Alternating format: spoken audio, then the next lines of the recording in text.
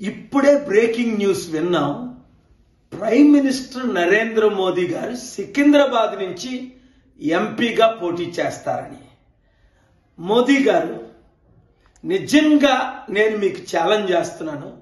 సికింద్రాబాద్లో కానీ లేదా మీ అదానీ స్టీల్ ప్లాంట్ కొనాలని 8 లక్షల కోట్లది 8,000 కోట్లకి అక్కడ కానీ మీరు పోటీ చేయండి. నేను తప్పనిసరిగా మీ మీద పోటీకి నిలబడతాను.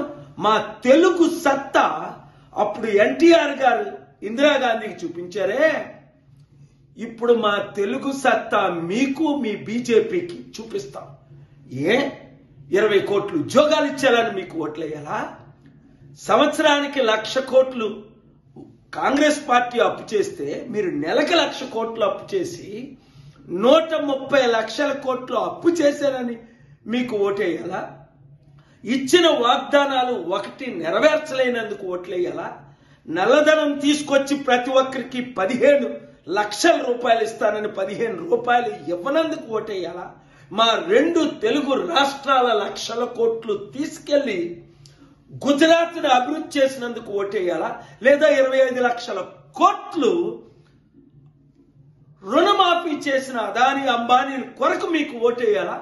దేని కొరకు ఓటేయాలి? 7569441275 అందరూ రండి, కలిసి పోరాడదాం.